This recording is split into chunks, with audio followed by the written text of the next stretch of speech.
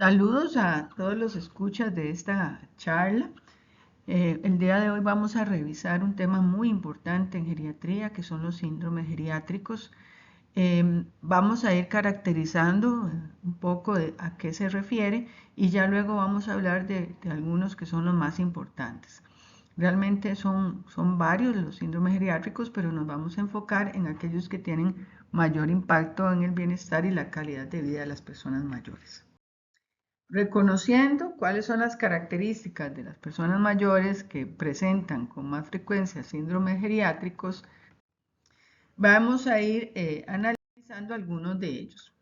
La fragilidad es un síndrome geriátrico que, bueno, se presenta obviamente en personas mayores. La fragilidad tiene una característica. Si son personas muy mayores, ¿verdad? Porque la fragilidad está relacionada con la edad.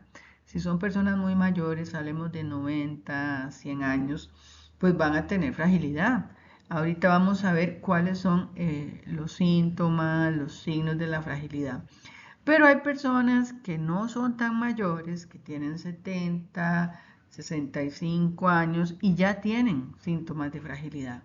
Estos ya sí están hablándonos de un envejecimiento patológico, un envejecimiento que no es normal.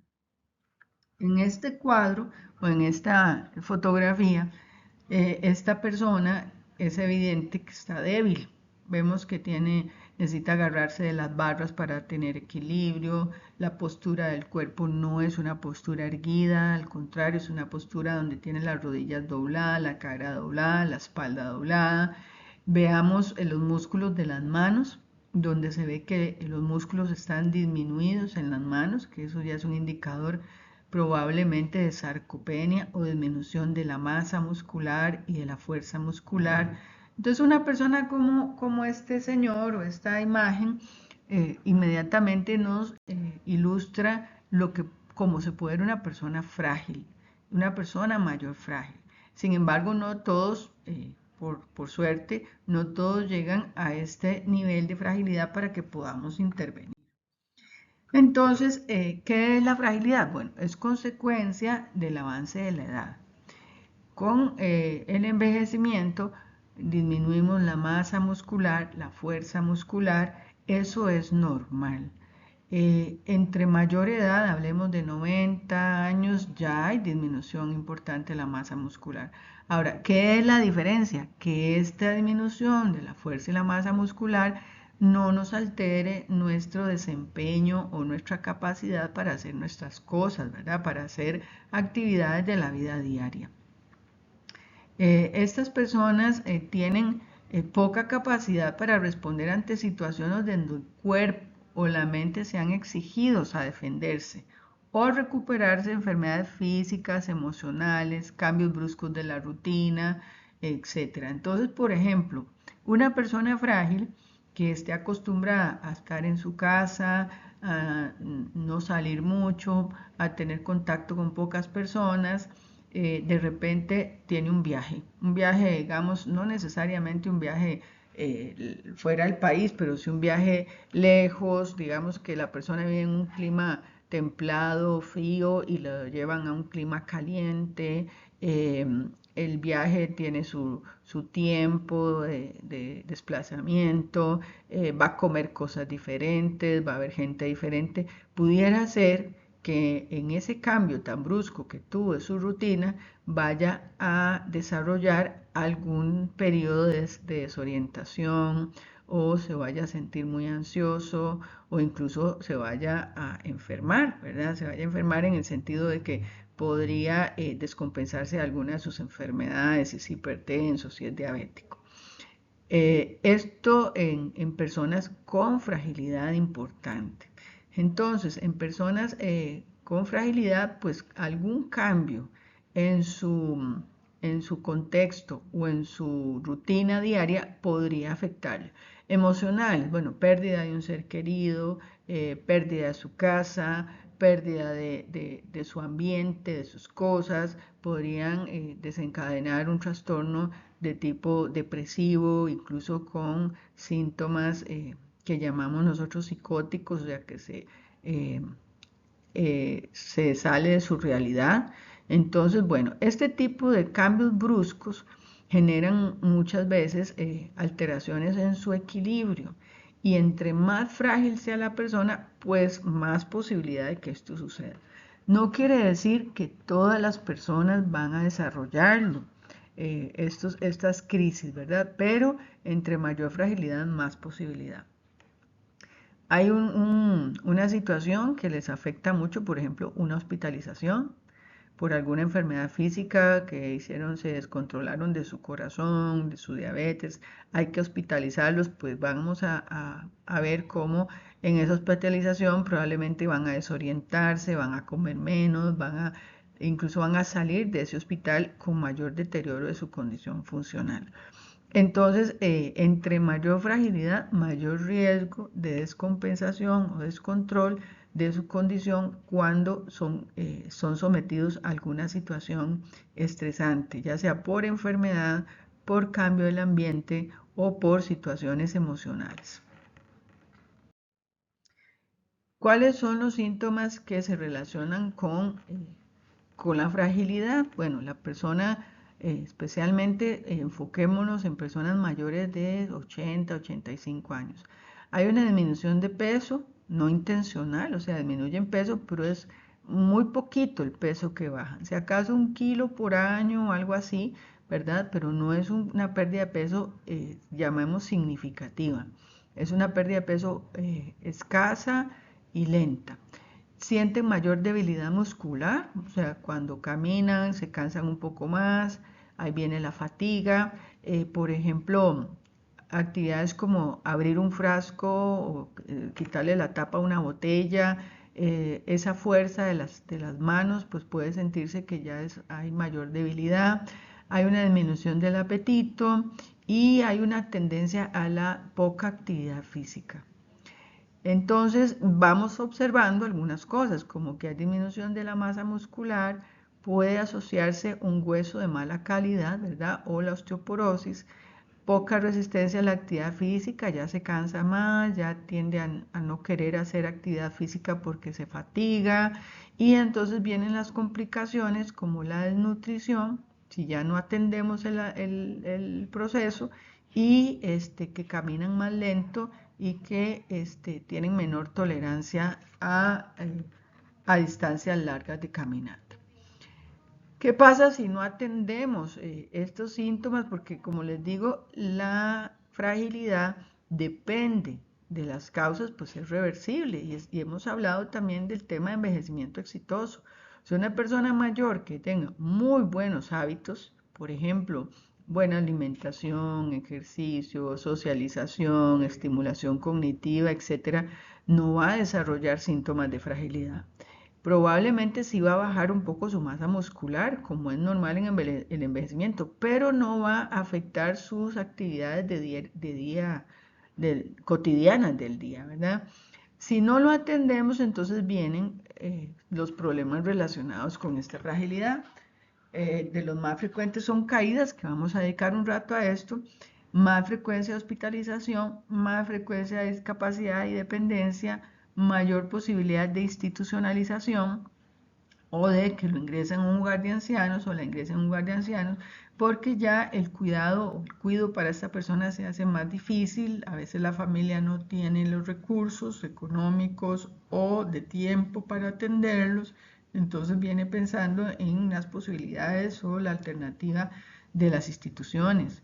Y pues eso obviamente aumenta la posibilidad de muerte, porque si ya estamos hablando de una desnutrición, pues eso ya involucra una serie de riesgos como disminución de las defensas, disminución de la movilidad, complicaciones de tipo infeccioso, etcétera, que bueno, van a acelerar el proceso de pérdida de la condición y el fallecimiento por complicaciones de sus enfermedades. Cuando la persona va envejeciendo, como vemos en este pequeño esquema, tenemos un rango de autonomía, que la sesión pasada hablamos de autonomía. Bueno, esa autonomía, conforme vamos envejeciendo, puede entrar en el rango de autonomía con fragilidad. Vean que en ese cuadro, si ustedes se fijan en la parte de abajo que dice 40, 80 y 120, esto se refiere a la edad. Vean que donde ya la menor línea punteada, ¿verdad?, entra en el tema de fragilidad, ya son a los 80 o más años. Y eso no es igual a discapacidad. Sin embargo, con los años, ahí vean que estamos hablando de una edad máxima de 120 años. Ya después de los 90 años, de los 100, ya hay datos de fragilidad. Eso no es lo mismo que dependencia o pérdida de la autonomía.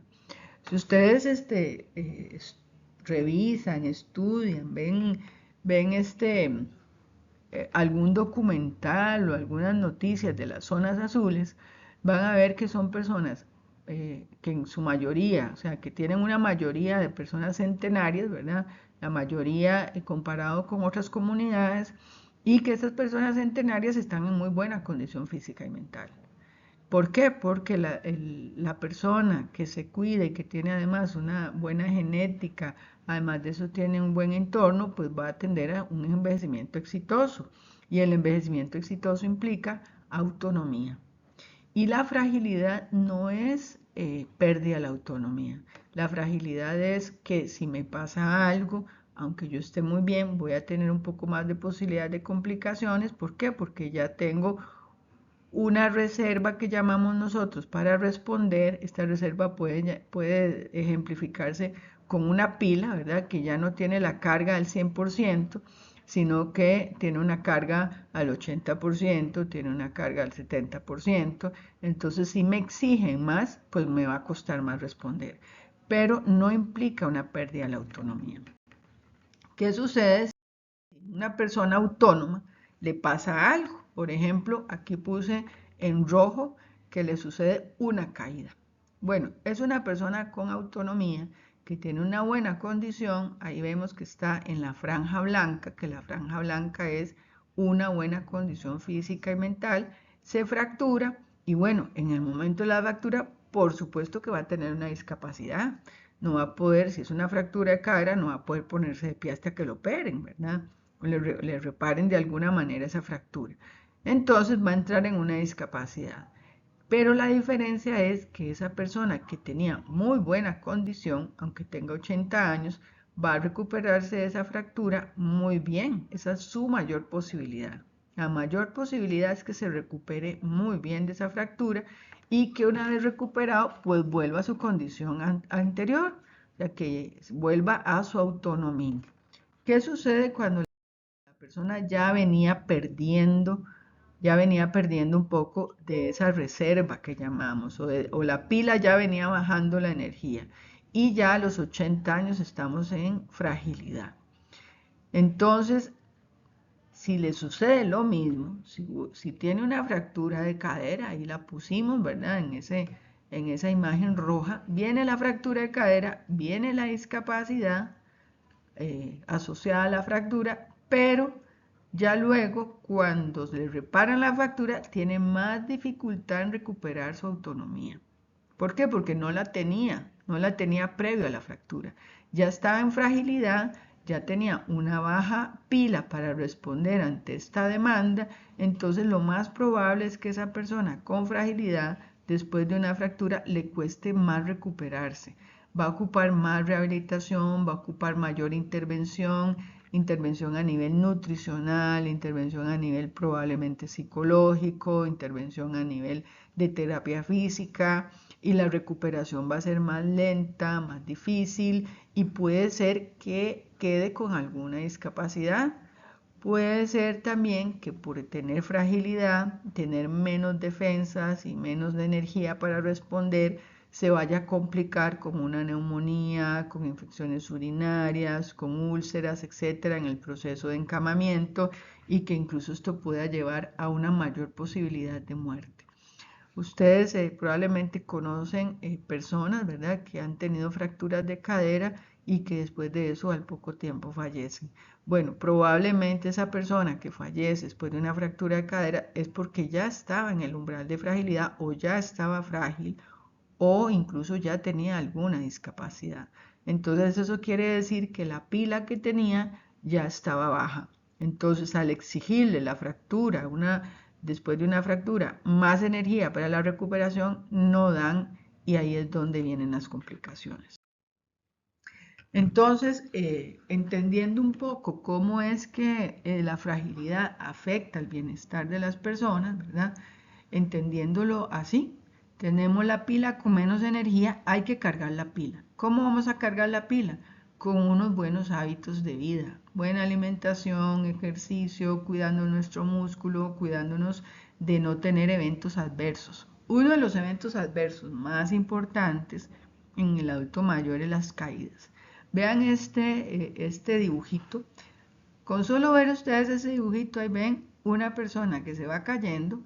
Ahí tenemos símbolos, ¿verdad? Que esta persona está mareada, ¿verdad? Además tiene unas pantuflas, además hay cosas en el suelo, además hay alfombras. Entonces, bueno, la persona que se cae, generalmente, si es persona mayor, pues tenemos que ponerle mucho cuidado a las caídas, mucho cuidado. ¿Por qué? Porque la persona mayor con caídas puede tener consecuencias graves. Y estas consecuencias graves pueden presentarse incluso semanas hasta un mes después de haberse caído. Entonces tenemos que tener mucha vigilancia. Lo primero, prevenir. Y lo segundo, atenderlas adecuadamente. Bueno, ¿qué es una caída? Bueno, obviamente es que una persona se precipita al suelo, o sea, se cae en contra de su voluntad, no es que está jugando a tirarse al suelo como hacen los niños, está cayéndose. ¿Cuándo es que le ponemos más atención? ¿Cuándo le llamamos síndrome de caídas? Le llamamos síndrome de caídas cuando hay 2 o más caídas durante un año. Vean que no es mucho tiempo, no son muchas caídas en comparación con el tiempo, perdón. Entonces, si en un año la persona se cae 2 o más veces, pongan atención, pongan mucha atención. Ahora, si la persona se cae frecuentemente, como a veces sucede, que uno les pregunta cuántas veces se ha caído en el último año y dicen, ah, ya perdí la cuenta, bueno, eso ya es grave.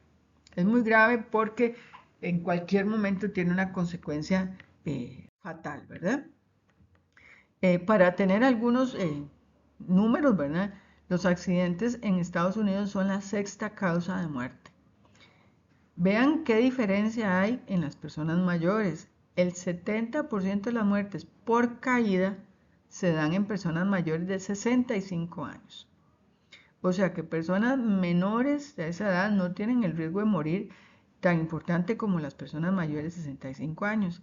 ¿Y cuáles son los riesgos más importantes? Obviamente fracturas y hospitalizaciones. Y las hospitalizaciones en personas mayores con fragilidad pues son bastante difíciles, ¿verdad? Porque se complican con una u otra cosa en el ambiente hospitalario. ¿Cuáles son los factores de riesgo más importantes? Bueno, adultos menores de 75 años se caen más por factores externos. O sea, si usted es un poco más joven, entonces va a ser más posible que se caiga por alfombras mal puestas, porque el piso está resbaloso, porque tal vez los zapatos no son adecuados, etc. Mientras que las personas mayores de 80 años, los factores relacionados a las caídas son factores internos, o sea, del propio cuerpo. ¿A qué se refiere eso? A que tienen problemas de equilibrio por problemas del oído, a que tienen problemas del corazón, a que tienen problemas de los nervios, digamos, de las piernas, que tienen neuropatía, que tienen problemas de azúcar, sea alta, sea baja, que tienen problemas de presión alta o presión baja, que tienen isquemias cerebrales o pequeños infartitos cerebrales, que tienen arritmias. O sea, es una serie de factores que podrían afectar a las personas mayores con respecto a su cuerpo o su salud, que es fundamental una revisión exhaustiva. Las caídas están muy relacionadas con el ambiente que están expuestos y la mayoría ocurre haciendo actividades cotidianas. Entonces, se mezcla en la persona mayor el ambiente en el que está más la condición de salud que tiene. Y a veces son condiciones de salud que no se han dado cuenta que tienen.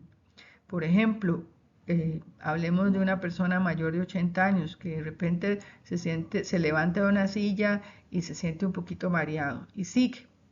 Y al ratito se puede caer porque ese mareo no es que se le quite en forma inmediata. Entonces ahí lo que nos podemos a pensar, ¿y por qué se mareó? ¿Por qué se mareó? Bueno, puede ser que se le bajó la presión y si está tomando pastillas para la presión, tenemos que poner atención a ver si hay que ajustarlas. Puede ser que tenga una arritmia cardíaca y no se ha dado cuenta. Puede ser que tenga un problema de oído, como les decía. Puede ser que tenga un problema de isquemia cerebral. Entonces, ahí es donde, si además de tener esos problemitas de salud que no hemos encontrado todavía, porque esos son los primeros síntomas, la persona vive en una casa donde los muebles están muy incómodos, la persona tiene que hacer muchas curvas y giros para poder pasar de un lado a otro. Hay alfombras donde la alfombra no deja que si la persona no puede levantar bien el pie o no levanta bien la punta del pie, vaya a pegar en la alfombra y caerse, etcétera, pues se vienen esas caídas fatales, ¿verdad? Que nos ponen a correr, ¿verdad? Porque son muchas veces emergencias. Entonces, ¿cuáles son los factores de riesgo más importantes? Ya he mencionado algunos. Ser mayor de 80 años. Tener una marcha lenta o inestable.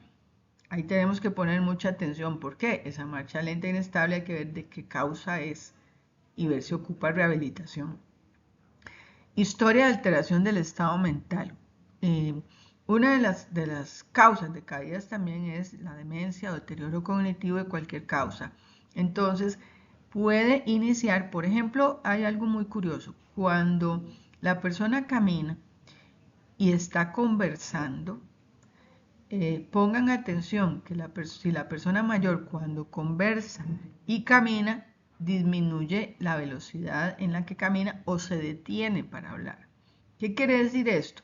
Que ya hay una situación donde hacer una labor mental, como es conversar, como es recordar, llevar una línea de conversación, no la puede realizar efectivamente si a la vez camina, porque caminar es una actividad que demanda nuestra atención y además va a involucrar muchas conexiones neuronales o muchas conexiones entre cerebro, pie, cerebro, mano, cerebro, postura, cerebro, movimiento, visión, audición, etc. Entonces, cuando la persona se detiene, cuando está conversando y no logra seguir caminando o disminuye mucho el paso, eso ya es un indicador de que algo no anda bien.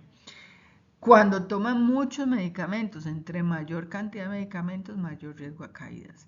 Entonces, los factores de riesgo: mayor de 80 años, marcha lenta o inestable, historia de alteración del estado mental y muchos medicamentos.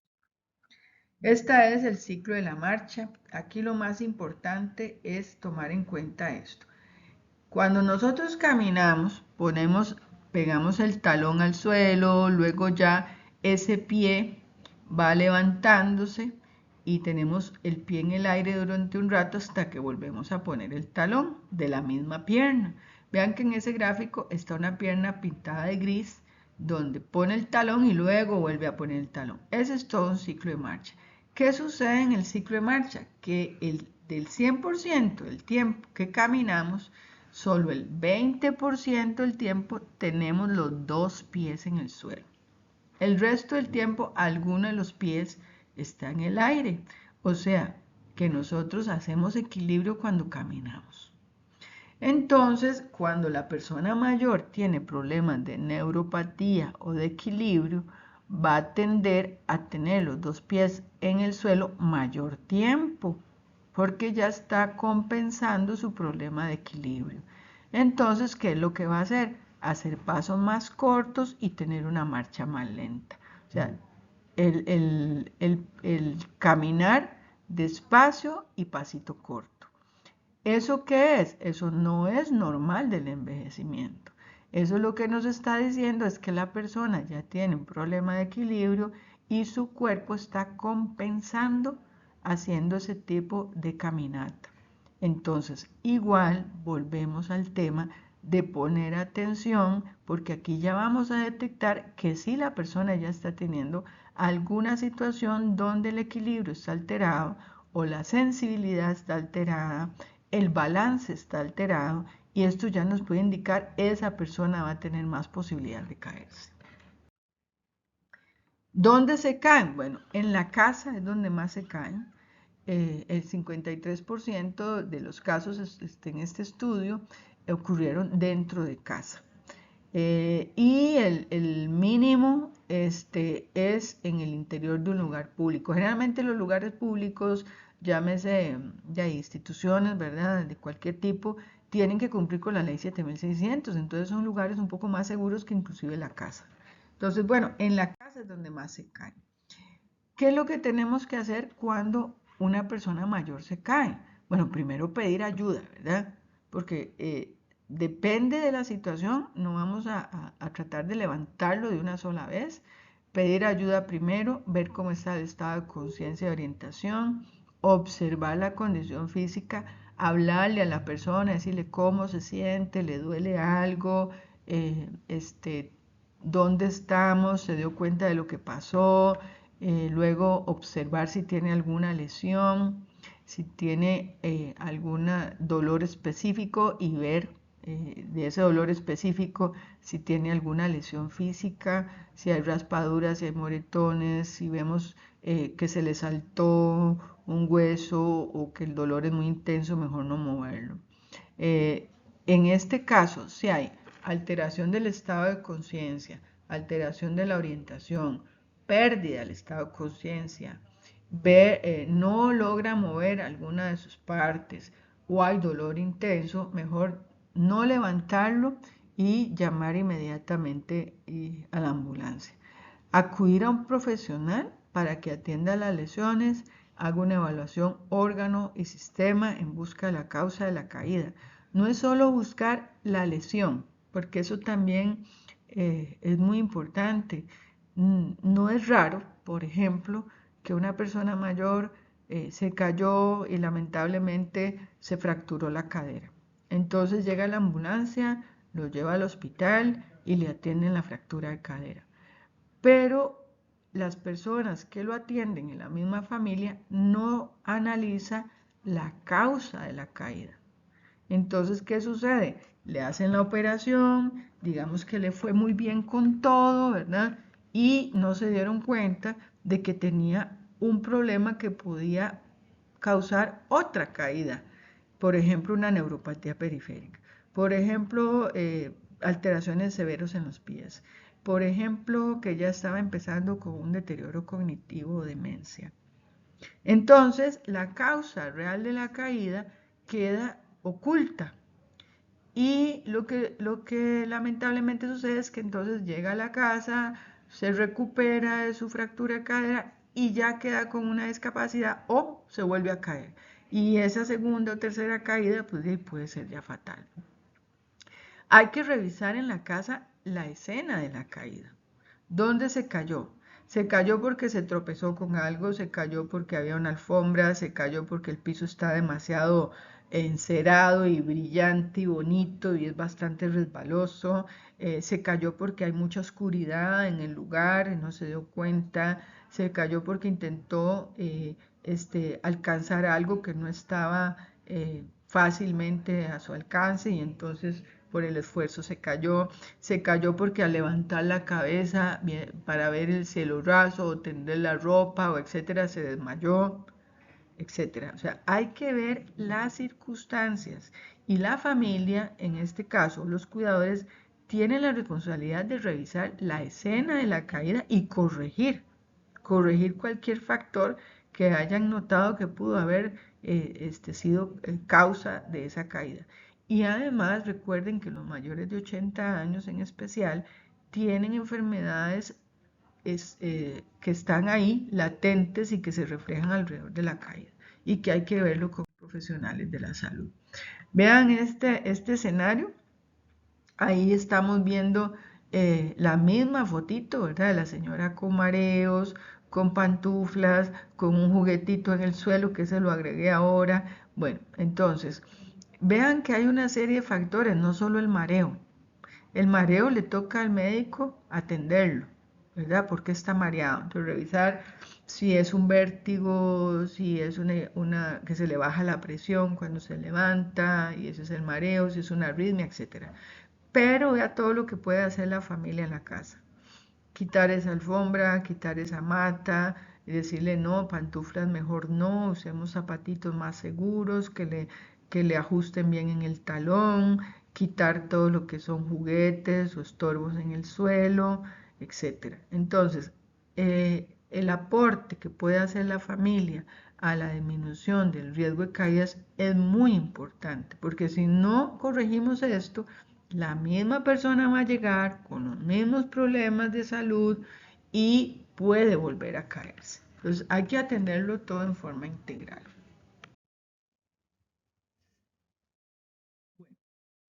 En el tema de la rehabilitación y prevención de la caída, pues de ahí hay que trabajar en fuerza muscular, entrenamiento de la marcha, uso correcto de ayudas biomecánicas. ¿Qué son ayudas biomecánicas?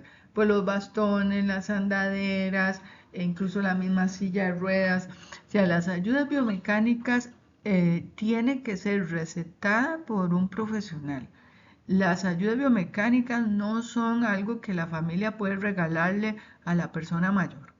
Ah, le traje un bastoncito para que mejor usted camine con bastón. Yo creo que usted debería usar andadera. No.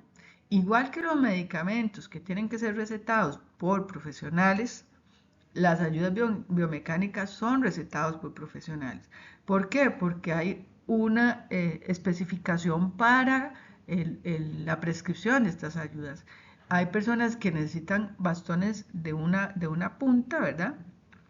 Hay personas que ocupan bastones de 3 patitas, hay personas que ocupan andadera, pero esos bastones, esas andaderas tienen que tener la altura correcta, tienen que ser usados del lado correcto, hablando de los bastones, y tienen que ser usados de forma correcta asociada al paso. O sea, usar un bastón no es ahí, ve a ver con cuál mano la coge, vea cómo se apoya. No, esto tiene que ser un entrenamiento. ¿Por qué? Porque si utilizamos ayudas biomecánicas a ocurrencia, pueden ser una causa de caída también. Entonces, es muy importante que las ayudas biomecánicas sean prescritas por personal profesional y la persona mayor sea entrenada en su uso. Valorar el entorno, que ya lo expliqué la ilustración anterior. La adecuada nutrición, si la persona no come bien, y todavía peor si es diabética, ¿verdad? Entonces va a tener o subonazos o bajonazos de azúcar que van pues a producir también mayor riesgo a caídas, o la persona no come bien, entonces también baja más músculo, baja más energía, baja más fuerza, etcétera. No tiene energía para poderse movilizar. Las bebidas alcohólicas, fatal, ¿verdad? Tiene que revisarse la parte visual y la parte auditiva. A veces la persona se acostumbra a ver mal, entonces esto va a influir bastante en el riesgo de caídas. La parte auditiva es importante porque recuerden que uno de los riesgos de caídas es la disminución de las capacidades mentales, y cuando la persona no escucha bien, el cerebro no se estimula suficiente. Al no estimularse el cerebro suficiente, porque no escuchan bien, van perdiendo capacidades cognitivas. Entonces, la audición y la visión son sentidos que estimulan mucho al cerebro. Entonces, si tanto la visión como la audición no está bien, van a tener disminución de sus capacidades cerebrales. Esto va a aumentar el riesgo a caídas también. No es solo por el hecho de ver mal y oír mal, es también la afectación que eso tiene en el desempeño cognitivo. El uso de calzado adecuado y cuidado de los pies es importantísimo. A veces las uñas están, digamos, muy gruesas o largas, o incluso inflamación alrededor de las uñas encarnadas, callosidades, deformidades de los pies y además el calzado no es adecuado. Vimos el ejemplo de las pantuflas. Bueno, el calzado en las personas mayores tiene que ser un calzado que tenga buen agarre la suela, que ajuste bien a talón, que no comprima los dedos, que no les produzca dolor, que no les produzca dificultad a la hora de apoyar el pie, no les duela, no les moleste, porque si hay algún tipo de molestia en el pie a la hora de caminar, van a caminar diferente y al caminar diferente van a tener más riesgo de caídas. El cuidado de los pies en las personas mayores es fundamental. Siempre hablamos del pie del diabético, pero realmente el pie de la persona mayor hay que estarlo vigilando y cuidando porque es la base por donde caminamos. Es lo que nos contacta con la superficie donde vamos caminando. Entonces, si no apoyamos bien el pie, vamos a tener riesgo de caídas. Y si tenemos problemas del pie, pues ya hay con mucho más razón. Revisar los medicamentos, eso ya corresponde a los profesionales. Si algún medicamento disminuye la tensión, disminuye la velocidad, nos vuelve más rígidos al caminar, etcétera, para tratar hasta donde sea posible que los medicamentos no sean un factor de riesgo para caídas. ¿Qué pasa luego de la caída? Bueno, se cayó, se recuperó, le dimos rehabilitación, la persona mejoró fuerza, mejoró equilibrio, arreglamos la casa, hicimos todo eso que estamos hablando para evitar de que se vuelva a caer. Detectamos las causas de la caída.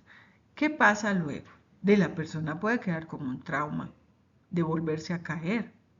Entonces le da miedo volverse a caer. Entonces se vuelve una persona muy precavida, muy insegura para caminar. Entonces cambia la manera de caminar. Entonces camina todavía con pasitos más cortos, con pasitos más seguidos, abre más las piernas para caminar, cambia su manera de caminar. Eso más bien va a aumentar el riesgo de que se vuelva a caer. O se va al otro extremo de que para no caerme no camino, no me muevo, mejor solo ando aquí cerquita de la casa, ya entonces no salgo porque me da miedo porque las aceras están muy feas, porque las aceras están llenas de huecos o la acera está en muy malas condiciones o no hay acera, ¿verdad? Que pasa en muchos lugares. Entonces la persona tiende a aislarse. Entonces vean que va dándose una situación de que me da miedo caerse, me da miedo caerme, cambio mi manera de caminar, ya no quiero salir, hay aislamiento social y viene la depresión. Entonces, el síndrome post-caída también es un síndrome que hay que atender, porque es mucho el riesgo de que vaya a disminuir su bienestar y su calidad de vida por el miedo a volverse a caer. Entonces, eso también hay que tratarlo, hay que trabajarlo. ¿Y cómo se trabaja? Dándole seguridad a la persona, dándole seguridad, fomentando y continuando el ejercicio, la buena alimentación, acompañándole a que salga, que vaya tomando seguridad, que vaya viendo que sí puede hacer las cosas, que hay seguridad para hacerlas, fomentando la socialización, etcétera, para que poco a poco vaya superando esa inseguridad de que podría volverse a caer.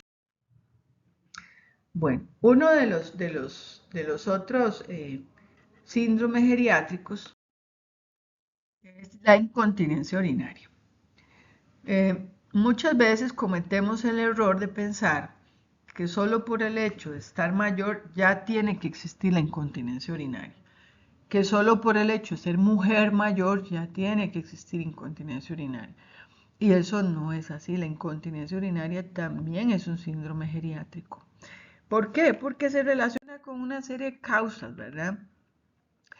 ¿Qué es lo que sucede? Bueno, es el resultado de cómo controlamos la orina. Bueno, la orina está en la vejiga, obviamente.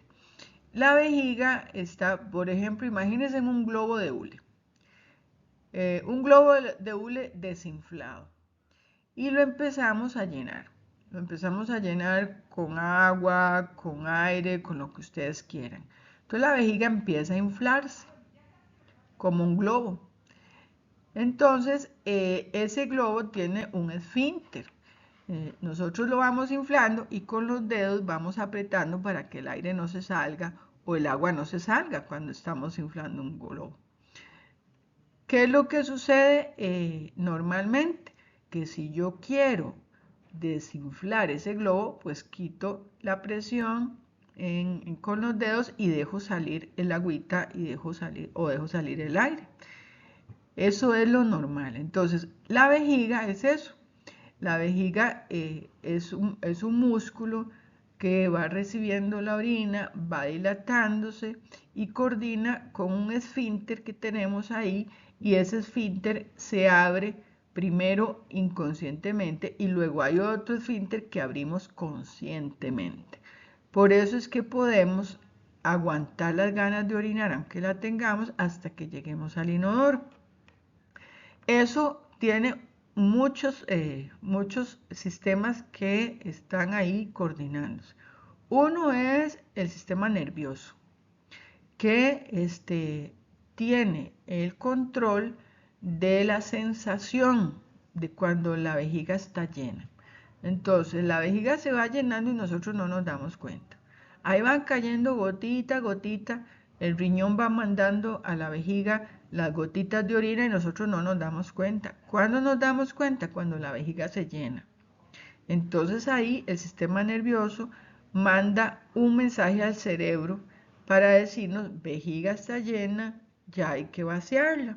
Entonces busque dónde ir a vaciar la orina. Si la vejiga se llena mucho, pues vamos a tener mucha necesidad de orinar. ¿Por qué? Porque el cerebro dice: ya abrí una puertita, el primer esfínter. Si usted no se apura, se va a abrir el segundo, y ese sí estamos conscientemente nosotros controlándolo. ¿Y qué son esos esfínteres? Músculo, son músculos. Entonces están los esfínteres como músculo y están los músculos del piso de la pelvis, todo lo que tenemos en el piso de la pelvis, sosteniendo también esos esfínteres y ayudándole a esos esfínteres. Entonces hay una serie de sistemas que están coordinados. Sistema nervioso, ¿verdad? Por eso personas que han tenido lesiones severas en la columna y que pierden la movilidad de sus piernas, digamos de la cintura para abajo, que tienen lesiones de columna importantes, pierden el control de la orina porque la vejiga se vuelve flácida, se vuelve como, o sea, ya la vejiga no se contrae para sacar la orina, sino que está floja. Entonces llega la orina ahí y de una vez sale. No hay control nervioso o control, digamos, del sistema nervioso en el control del llenado y vaciado de la vejiga. Entonces, en todo este sistema, que es un poco complejo, tenemos que también sostenerlo. Ahí está un poquito más claro el esquema. Entonces, la vejiga como músculo, la orina, los músculos del esfínter, ¿verdad? El esfínter superior, el esfínter inferior, y tenemos un canal, ¿verdad? Que se llama la uretra, que es por el canal donde sale la orina a el exterior. En los hombres es mucho más largo. En los hombres es más largo esta uretra, entonces, pues tienen como mayor control de la orina porque es más largo el trayecto. En las mujeres es más cortito y además dependemos más de los músculos de la pelvis para controlar la orina que los hombres. Entonces por eso es que hay mayor frecuencia de incontinencia en mujeres que en hombres cuando no cuidamos bien nuestra salud del piso pélvico en especial. Hay diferentes tipos de incontinencia como información general. La incontinencia de urgencia. Sucede porque la persona cuando siente ganas de orinar tiene que ir a orinar de inmediato. Es urgente, o sea, no puede esperar ni un minutito, ¿verdad? Entonces son esas personas que cuando van a un lugar o cuando salen siempre están viendo dónde está el baño, porque necesitan estar cerquita al baño, saber dónde está el baño, porque el momento que sienten ganas de orinar tienen que ir en carrera, porque si no llegan rápido, van a tener pérdidas de orina involuntaria.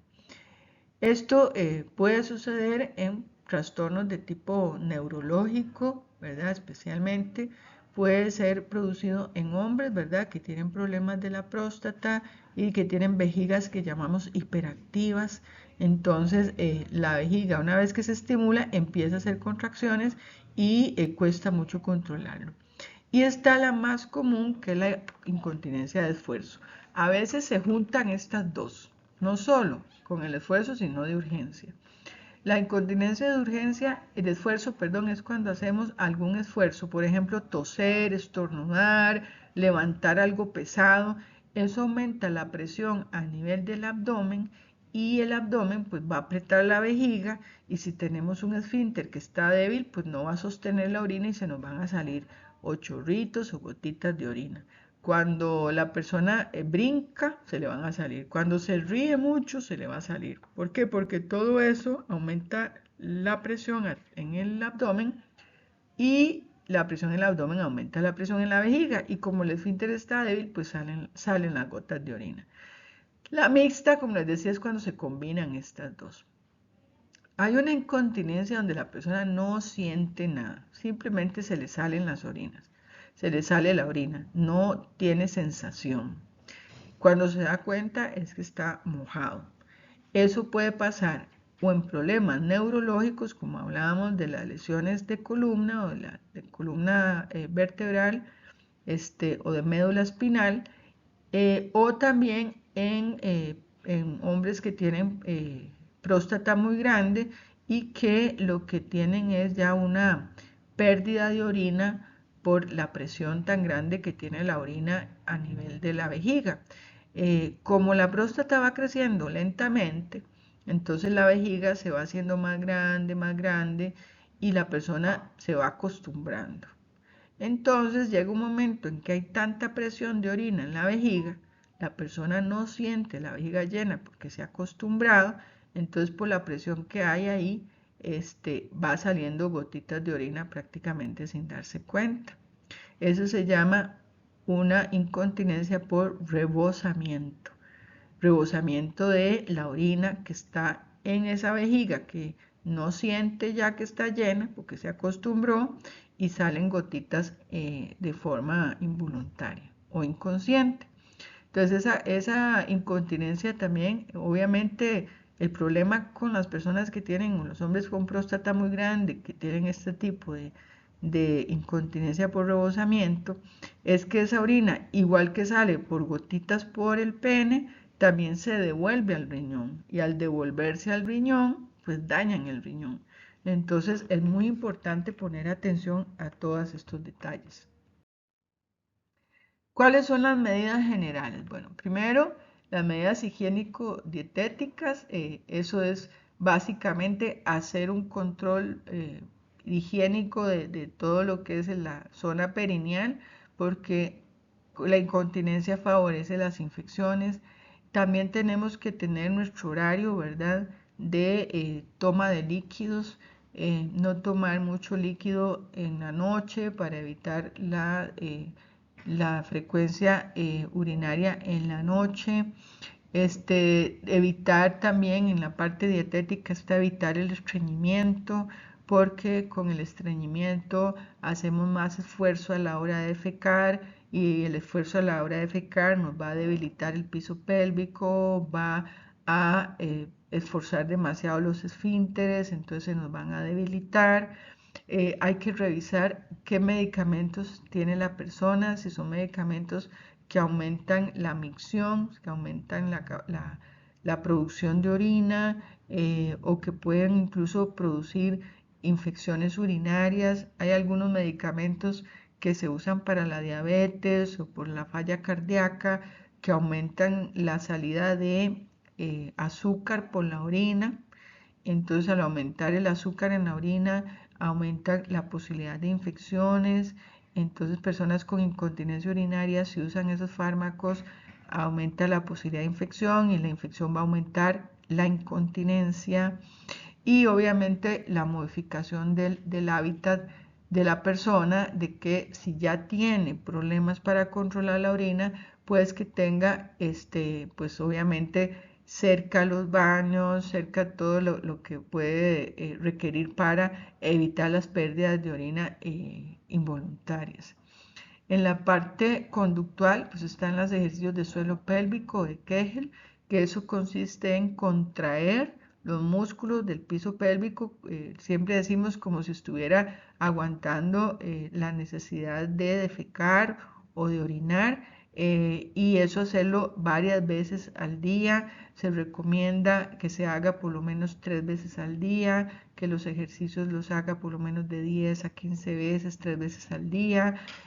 Tenemos que estar seguros de que está siendo bien hecho, entonces por eso es que hay también programas de entrenamiento del hábito de vesical, entrenamiento de piso pélvico, donde nosotros podemos darnos cuenta si realmente estamos haciendo una contracción efectiva de los músculos del piso pélvico, ¿no? Porque a veces creemos que lo estamos haciendo y cuando nos ponen ahí algunos aparatos para medir qué tanto estamos contrayendo los músculos, nos damos cuenta de que no es una contracción tan buena y eso no nos va a ayudar a mejorar. El entrenamiento vesical, que es tener horario de micciones, ¿verdad? Entrenamiento del hábito miccional, o sea, tener claridad de que voy a ir a orinar cada 2 horas porque no quiero esforzar mi vejiga, porque no quiero esforzar mi esfínter, porque necesito tener la vejiga, no aguantar, como sean las señoras, no aguante las ganas de orinar. Si tiene ganas de orinar, vaya a orinar. Y cuando ya tenemos un problemita de incontinencia, pues lo más correcto es estar yendo al baño, ojalá cada 2 horas, para no esperar a que la vejiga esté llena y que entonces tengamos que correr al baño, y en ese correr al baño pues vamos a perder unas gotitas de orina. Eso mientras el esfínter se recupera y la vejiga se recupera. Eso es lo que se llaman micciones programadas, o sea, voy a ir cada 2 horas al baño. ¿Para qué? Para que mi esfínter y mi vejiga no las estoy esforzando, las estoy cuidando. Otro de los temas importantes, aquí seguimos en esta carrerita de síndromes geriátricos, es el delirium. El delirium no es lo mismo que demencia y esto es muy importante de tener claro.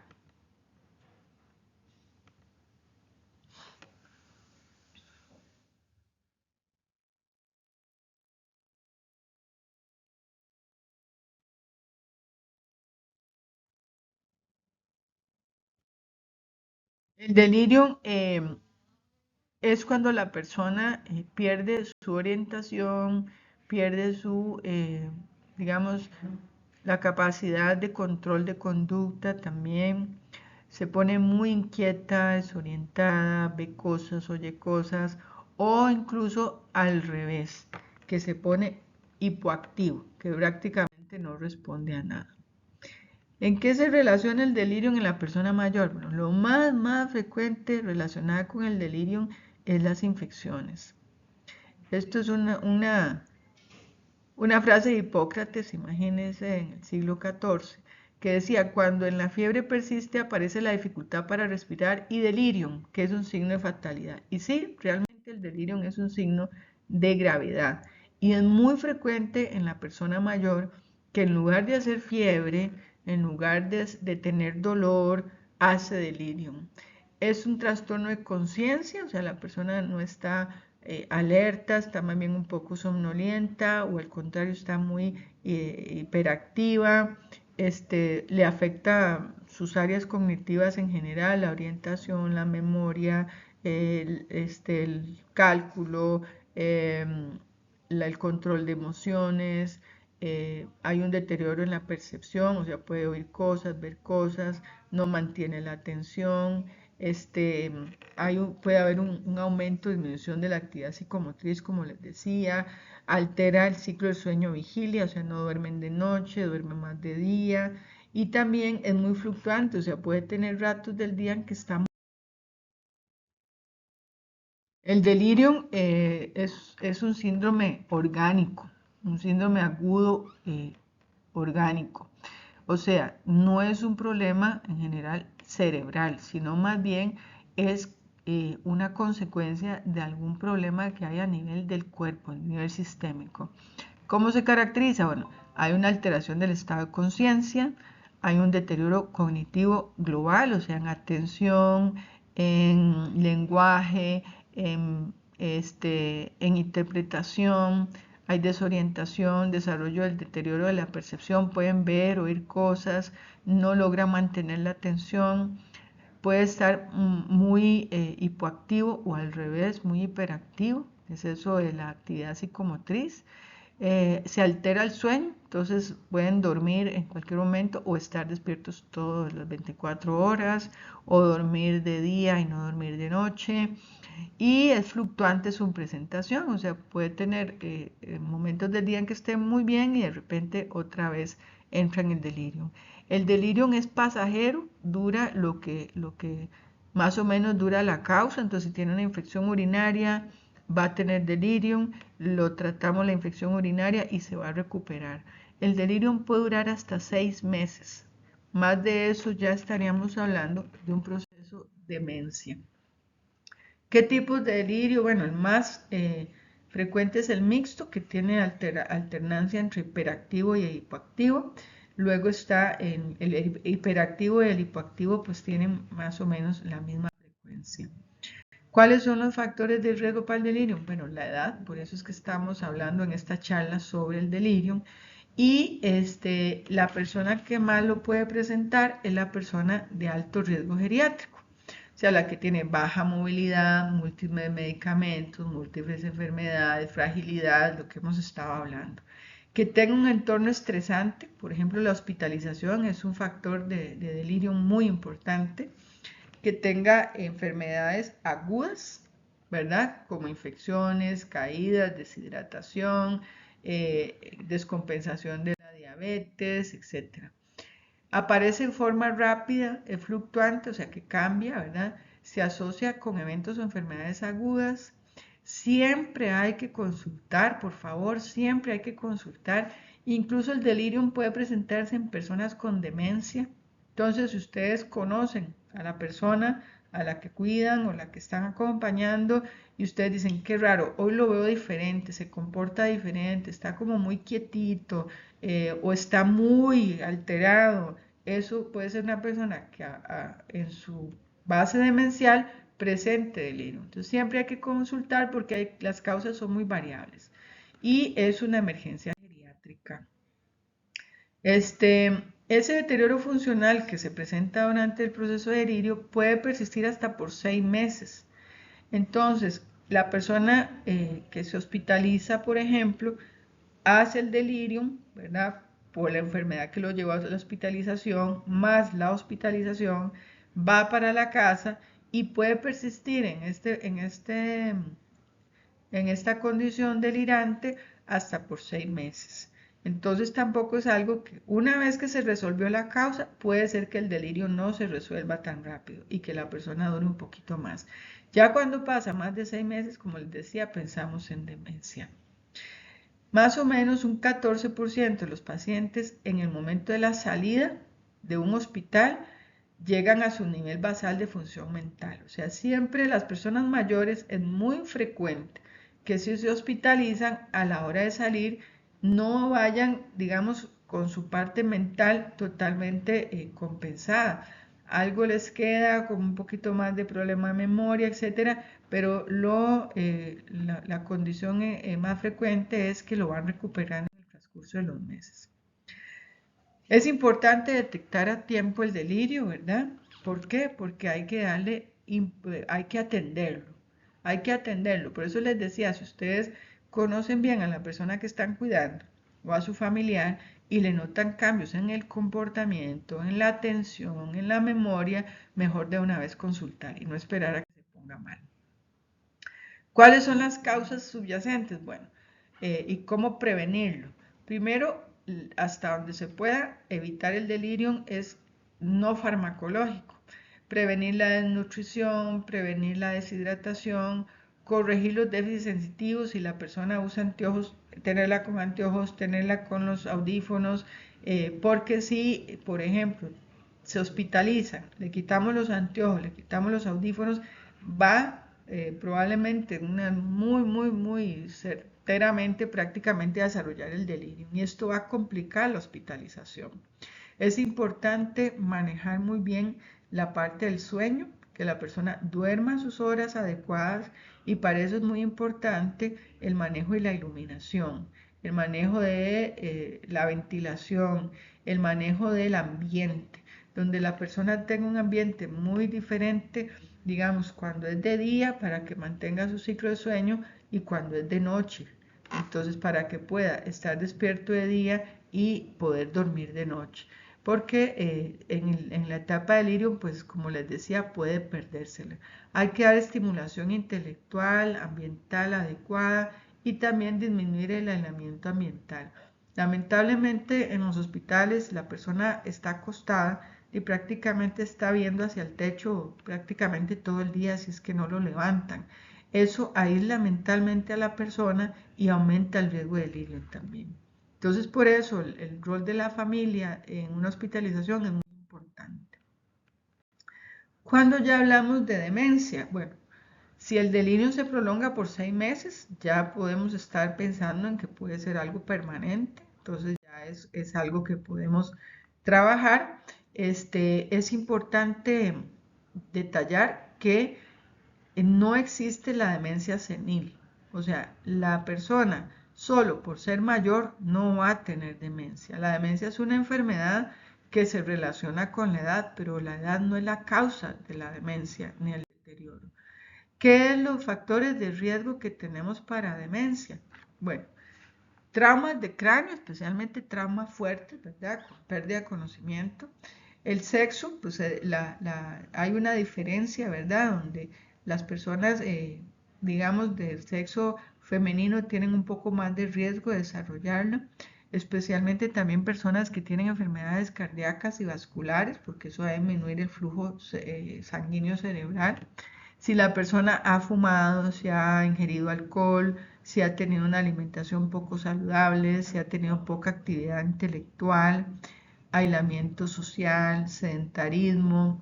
También están los riesgos laborales, ¿verdad? Exposición a tóxicos, personas que trabajan con exposición a olores, digamos, o productos tóxicos con metales pesados, etcétera, pues van a tener mayor riesgo. También hay algunos factores metabólicos, como es la disminución de folatos, o sea, ácido fólico y vitamina B. Por eso es que cuando se hace un estudio de un deterioro cognitivo, se mandan este tipo de exámenes. Y la homocisteína, porque esto es un factor de riesgo vascular, donde estamos hablando de inflamación, y la inflamación también aumenta el riesgo de demencia. ¿Cómo se previene? Bueno, la prevención de la demencia es básicamente a través de todos los estilos de vida saludable que ya mencionamos, ese tipo de factores. ¿Cómo se diagnostica? Bueno, cuando tiene más de 6 meses de tener síntomas y además de eso, que los síntomas vayan a indicarnos que hay una disminución de la memoria, desorientación en el tiempo, que puede confundirse, que a veces no sabe qué hacer, algo que digamos que es muy cotidiano, se confunde, algo que digamos que estaba acostumbrado a llevar cuentas y de repente ya se confunde con los números, se confunde con las cuentas bancarias, se confunde con llevar, digamos, un inventario de la casa, se le dificulta resolver problemas, se pone angustiado, angustiada, entonces no sabe qué hacer con un problema cotidiano, por ejemplo, poner un ejemplo muy básico, que hay una fuga de agua, entonces, ¿cómo resuelvo ese problema? ¿A quién llamo? Probablemente cuando estaba bien lo resolvía muy rápido, ahora ya se confunde, busca a quien le resuelva el problema porque no sabe qué hacer, etcétera. Cambios de carácter o de personalidad. Y otra característica, especialmente en problemas frontotemporales, es la desinhibición. Cuando cambian, por ejemplo, de ser una persona seria, una persona respetuosa, a ser una persona irrespetuosa, con lenguaje soez, o personas que empiezan a hacer abusos o acoso, ¿verdad? Sexual, cuando eran personas que nunca se creyeron capaces de hacer eso. Entonces son tipos de demencia que nos dan la sospecha de que algo anda mal. El diagnóstico pues requiere una evaluación muy completa. Hay que establecer un diagnóstico presuntivo, porque nunca se hace el diagnóstico de demencia de una sola vez, porque hay que hacer una serie de investigaciones. Hay que identificar las causas tratables, por ejemplo, si hay enfermedad de tiroides, hay que tratar eso. Si hay problemas de vitamina B12, ácido fólico, hay que tratarlo. Si hay una hidrocefalia normotensiva, que es otra de las causas, hay que tratarlo. Y ya cuando se tratan todas esas cosas que pudimos identificar como tratables y la persona no mejora su condición cognitiva o no encontramos ninguna causa para tratar y su condición cognitiva así no lo refleja en las pruebas, pues ya ahí vemos que sí hay un deterioro cognitivo que tratar. Las causas pueden ser reversibles o irreversibles. De las causas irreversibles, pues está la enfermedad de Alzheimer, ¿verdad? Que todavía no se ha encontrado cura. Si hay medicamentos que lentifican un poco el avance de la enfermedad, pero sí se sabe que cuando ya se diagnostica, probablemente esa persona ya tenía Alzheimer desde hacía por lo menos 10 años y ya cuando se manifiesta es porque hay una lesión cerebral importante. El Alzheimer se caracteriza porque van depositándose unas sustancias a nivel del cerebro que no permiten la comunicación entre las neuronas eficiente y que además van produciendo daño de los axones, que son como las conexiones entre las neuronas, y entonces se va perdiendo la conexión entre las neuronas. Al perder la conexión, pues ya no tenemos un circuito donde las ideas, donde los reflejos, donde nuestra memoria vaya a fluir, entonces es como tener cortocircuitos en diferentes partes del cerebro que no permite que funcione adecuadamente. Y estas sustancias nocivas se van acumulando en el tiempo. Entonces, por eso es que la enfermedad de Alzheimer es progresiva.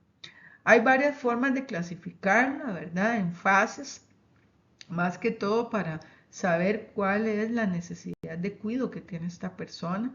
Entonces hay una fase que llamamos preclínica, que todavía no hay síntomas de la enfermedad, pero que ya la persona tiene por herencia o por estudios que se han hecho, pues de ahí un riesgo a tener la enfermedad de Alzheimer muy alto. Ya luego en la fase 2 hay lo que llamamos un deterioro cognitivo leve. Prácticamente aquí no, digamos, la persona puede tener una vida autónoma, si acaso va a ocupar apoyo en algunas funciones un poquito más complejas, como llevar finanzas o cosas que requieran un poco más de demanda de nuestras habilidades cognitivas. Luego va avanzando a que va afectando el desempeño, ¿verdad? En las actividades de vida diaria. Ya entonces la persona ya no puede ser independiente totalmente, ¿verdad? Ya requiere apoyo para recordar las citas, recordar los medicamentos, llevar sus cuentas, administrar sus necesidades. Cuando es moderada, ya la persona es dependiente, ¿verdad? De los demás para realizar muchas actividades básicas y en la fase final, pues ya es totalmente dependiente, incluso para caminar, para expresarse, para tragar, etc. Entonces, la enfermedad va avanzando en forma lenta. Se habla de que una vez que se diagnostica la enfermedad, más o menos en la evolución es de unos 10 años, o sea, es un deterioro lento y progresivo. En la enfermedad de Alzheimer esa es la característica, avanza lento y progresivamente, irreversiblemente, ¿verdad? Cuando son por enfermedad vascular, sí tienen como un poquito más de pico, ¿verdad? Donde la persona hoy está, digamos, en su etapa, ¿verdad? De que sí ocupa ayuda en algunas cosas y mañana ya amanece peor. Eso es por factores vasculares, donde hay pequeños infartitos que hacen que tenga cambios más súbitos en su condición. Luego recupera, pero nunca recupera a como estaba antes, sino que recupera y queda con algún deterioro mayor al que tenía previo a los eventos. Entonces, por eso es que es importante detectar si hay enfermedad vascular y si esta es prevenible, porque existe también arritmias que mandan pequeños coagulitos al cerebro y que eso sí es importante tratar para tratar de mantener o preservar la mayor cantidad de masa cerebral sana, ¿verdad? Y entonces evitar esos pequeños coagulitos con aspirina o incluso a veces con anticoagulación es importante. Esta es la otra clasificación, ¿verdad? Que básicamente esto es para enfatizar a dónde es que tenemos que trabajar. Leve son los primeros síntomas, ¿verdad? Que muchas veces son confundidos con envejecimiento, con depresión.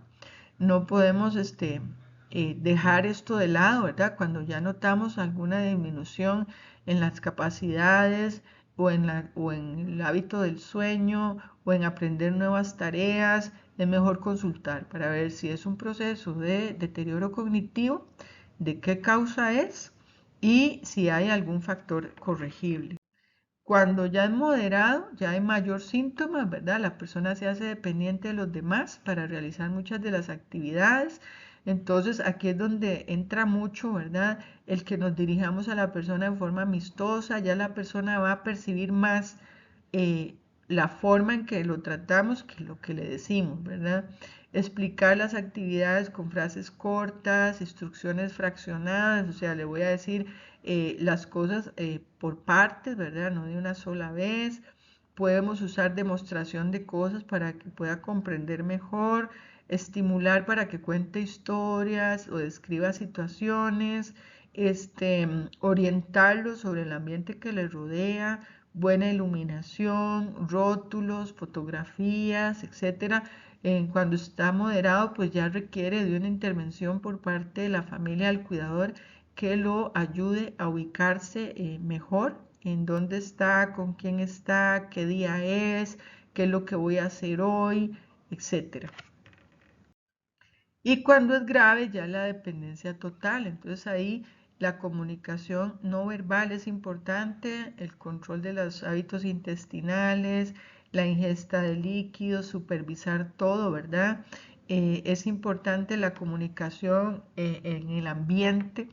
Por ejemplo, que el ambiente esté ordenado, que tenga una rutina para que la persona lleve, digamos, un poco de... La rutina ayuda mucho a que no tengan trastornos de conducta. Entonces, si hay una hora para el baño, hay una hora para la comida, hay una hora para que salga al patio o al ambiente abierto, hay una hora para escuchar música, hay una hora, etcétera. Tener esas rutinas es importante para el control y para tratar de estimular al máximo la actividad cognitiva, aunque sea pequeña, ¿verdad? Aunque tenga un poca reserva cognitiva, porque eso va a ayudar a que no desarrolle tanto trastorno de conducta, que no se ponga agresivo, que no se ponga triste, etcétera. ¿Cuándo se solicita evaluación? Bueno, cuando empezamos a encontrar fallas de memoria, comportamiento depresivo o ansioso asociado a alteraciones cognitivas, hablamos de atención, hablamos de orientación, hablamos de memoria. Cualquier persona que médico o familia sospecha alteraciones, persona mayor que súbitamente hace una alteración del estado mental o manifestaciones psiquiátricas como trastornos de conducta, alucinaciones, paranoia, desinhibición. Esto puede ser asociado a un delirio, que fue lo que vimos antes, o puede ya indicarnos que hay pequeños infartitos cerebrales o que hay algún trastorno psiquiátrico que nos está avisando que se está avecinando un trastorno neurocognitivo.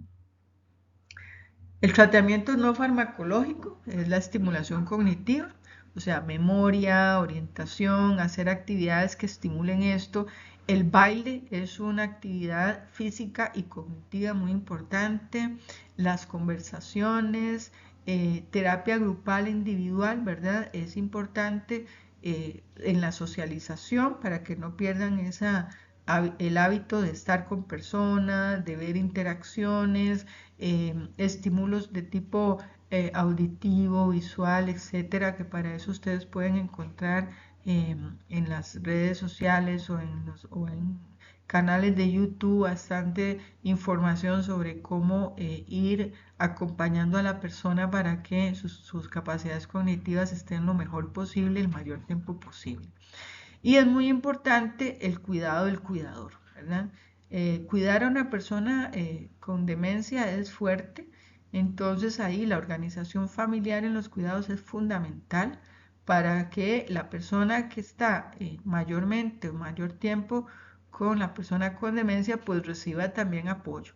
Y ojalá que este cuidador tenga recambio para que también cuide su salud mental y física, ¿verdad? Bueno, este es el tema de síndromes geriátricos. Quise pues abordar los de mayor frecuencia, impacto en el bienestar de la persona mayor. Espero que haya sido de su agrado esta revisión. Hay muchos otros que quedan ahí de lado, pero considero que con que ustedes vayan conociendo estos va a generar una mayor conciencia sobre cómo atender a nuestras personas mayores que ya tienen alto riesgo. Muchas gracias por su atención.